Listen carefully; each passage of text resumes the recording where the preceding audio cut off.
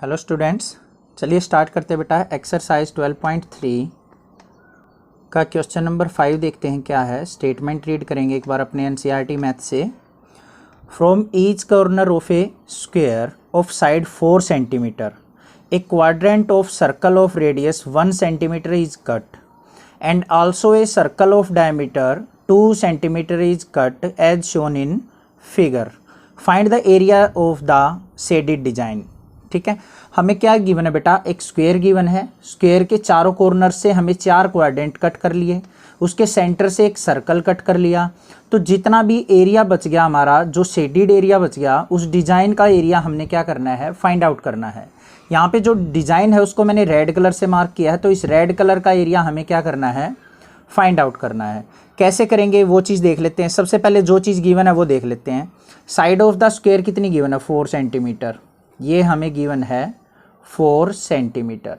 और हर एक क्वाड्रेंट का जो रेडियस गिवन है, ये है हमारे पास, जो सेक्टर्स हैं हमारे, ये कितना है, 1 सेंटीमीटर।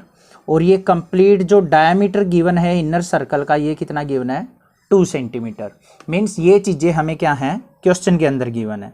अब बेटा इसका शेडेड का डिजाइन कैसे निकाला जाए। अगर मैं स्क्वायर के एरिया में से कंप्लीट स्क्वायर की नेमिंग कर लेते हैं, ए बी सी और D. A B C D square के एरिया में से इन चारों क्वाड्रेंट का और इस अंदर वाले सर्कल का एरिया सब्ट्रैक्ट कर दूं, तो हमारे पास जो ये रेड कलर का एरिया है ना, ये आ जाएगा। तो इसको करने के लिए हमें सबसे पहले क्या लिखना है, यहाँ पे लिखेंगे जो भी चीज़ गिवन है उनको राइट डाउन कर लेते हैं एक बार। Radius of quadrant, radius of quadrant कितना गिवन है, 1 सेंटीमीटर। और diameter of inner circle, diameter of inner circle ये गिवन है बेटा हमें 2 सेंटीमीटर। तो रेडियस क्या हो जाएगा, radius of inner circle 2/2, diameter का हाफ होता है, तो कितना आ गया, 1 सेंटीमीटर।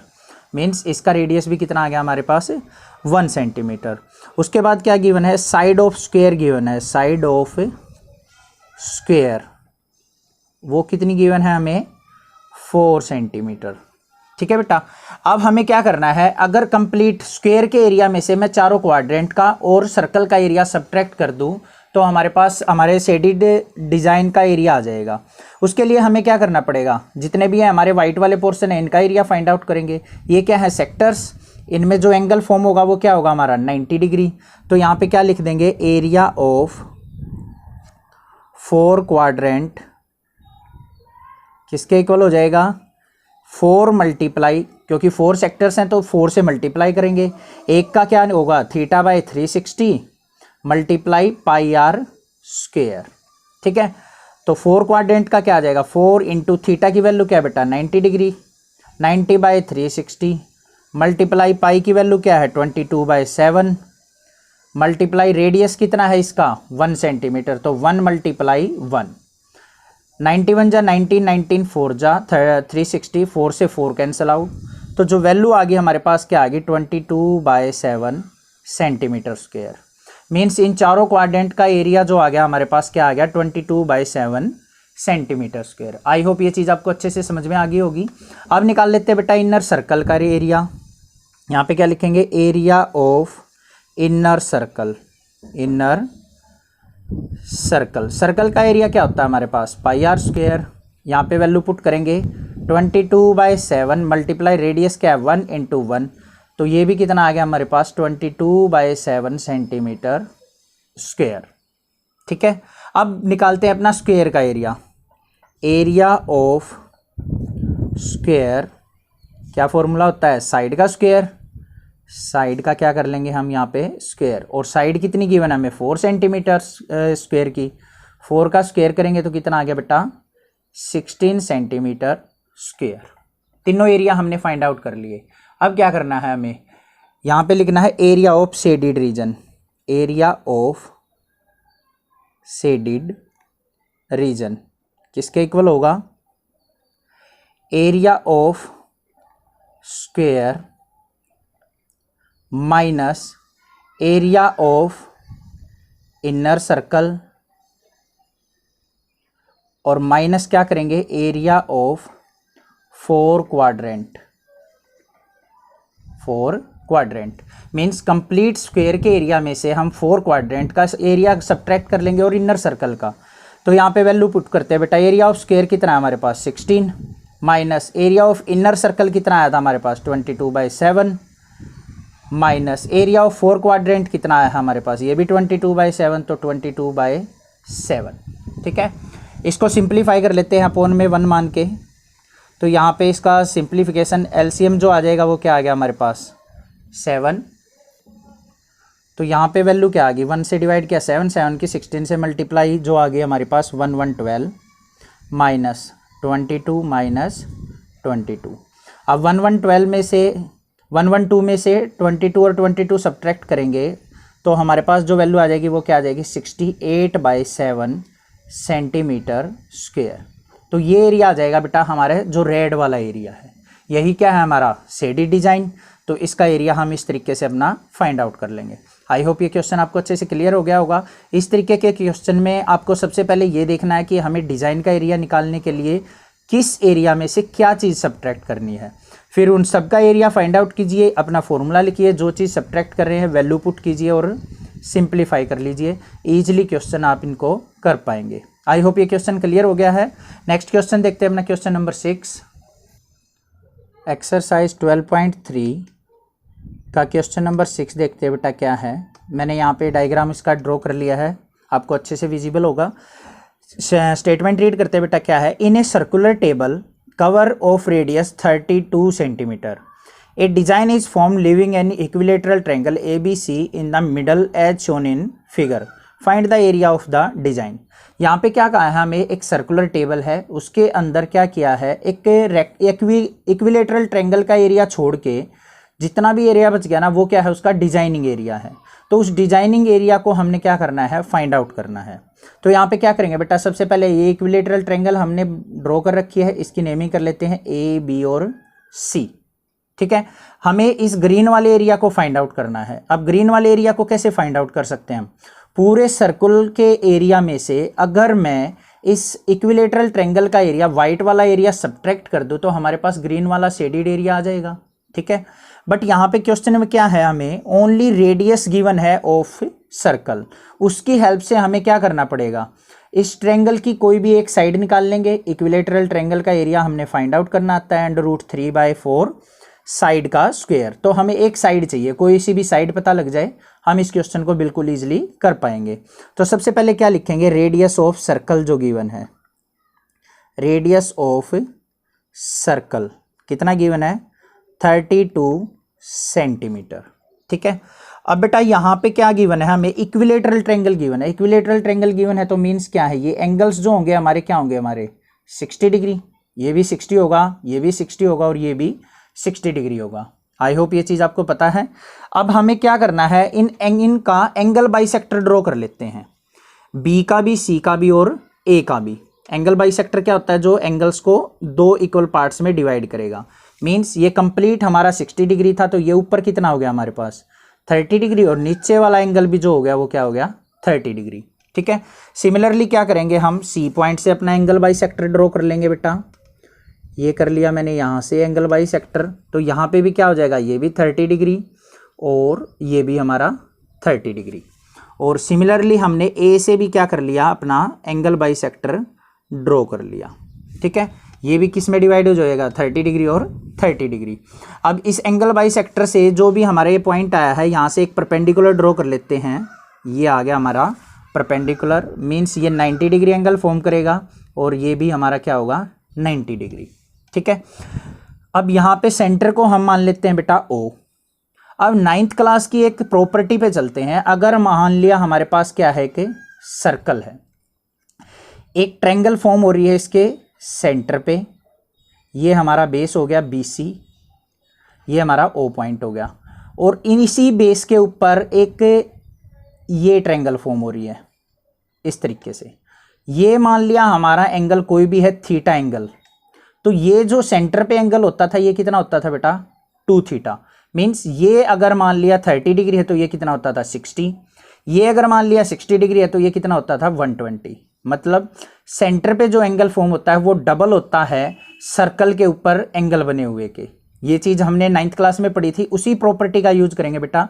यहाँ पे हम एंगल कितना है हमारा 60 डिग्री, तो इसके सेंटर पे जो एंगल बनेगा वो कितने डिग्री बनेगा 120 डिग्री। ठीक है, आई होप ये चीज़ क्लियर है। अगर यहाँ पे अगर आपको डाउट लगता है तो कैसे फाइंड आउट किया, दूसरा तरीका भी है इसको फाइंड आउट करने का। ये हमारे पास 30 डिग्री है, ये भी 30 डिग्री है।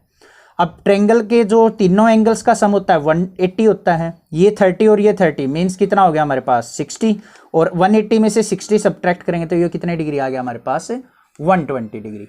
आई होप यहाँ पे तो आपको कोई डाउट नहीं होना चाहिए। 2 मेथड मैंने आपको बता दिए, एक थ्योरम की हेल्प से, एक अपनी ट्रेंगल की प्रॉपर्टी से। अब इसमें बात करते हैं बेटा, यहाँ पे इस जो ये परपेंडिकुलर ड्रॉ किया है इसको नेमिंग कर लेते हैं हम, मान लेते हैं इसको एम पॉइंट मान लेते हैं।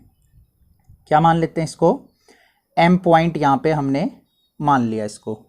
अब बात करते हैं बेटा in triangle O M B के अंदर ये 90 डिग्री है, तो यहाँ पे बेटा यहाँ पे हम एंगल गिवन है 30 डिग्री, हमें चाहिए बी एम की वैल्यू। बी एम की वैल्यू अगर हमें पता लग जाए तो बी सी क्या है हमारा बी एम का डबल है।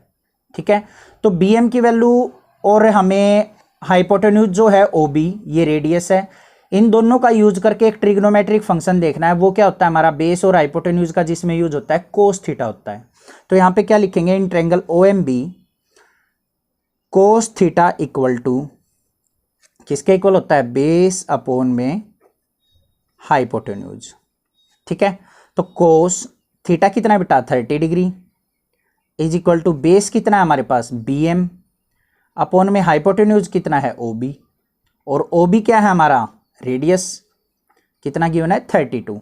कोस 30 की वैल्यू कितनी होती है बेटा √3/2 is equal to B M upon में ओ बी की वैल्यू क्या है 32। बी एम की वैल्यू निकालनी है, B M is equal to क्या हो जाएगा हमारे पास 32 की मल्टीप्लाई करेंगे 32 √3/2, 2 से इसको डिवाइड किया तो कितना आ गया 16, मीन्स कितना आ गया 16√3। आई होप यहाँ तक आपको क्लियर होगा। नेक्स्ट देखते बेटा, जो BC है वो किसके इक्वल है, ट्वाइस ऑफ BM। BC जो है वो BM का डबल है, क्योंकि ये हमारा क्या है एंगल बाइसेक्टर था, तो ये यहाँ पे क्या करेगा दोनों को, ये मीडियन इसको क्या करेगी 2 इक्वल पार्ट्स में डिवाइड कर देगी। तो BC इज इक्वल टू क्या हो गया ट्वाइस ऑफ BM।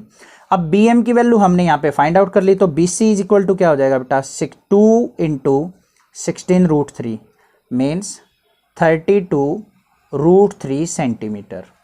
ये वैल्यू आ गई हमारे पास BC means side of equilateral triangle आ गया हमारे पास। अब निकाल लेंगे बिल्कुल इजीली हम एरिया ऑफ शेडिड रीजन किसके इक्वल होगा हमारा, area of circle minus area of equilateral triangle. तो यहाँ पे बेटा क्या करना है, हमें area of circle find out करना है और एरिया ऑफ इक्विलेटरल ट्रायंगल। तो एरिया ऑफ सर्कल का फॉर्मूला क्या होता है हमारे पास πr² minus area of equilateral triangle का क्या होता है √3/4 साइड का स्क्वायर। ठीक है, वैल्यूज पुट कर लेते हैं, बिल्कुल इजीली हो जाएगा हमारे पास क्वेश्चन। पाई की वैल्यू क्या हो जाएगी बेटा 22/7, रेडियस ऑफ सर्कल कितना गिवन है 32 × 32 माइनस √3/4 इंटू साइड कितनी आई हमारी इक्विलेटरल ट्रायंगल की 32√3, तो 32√3 × 32√3।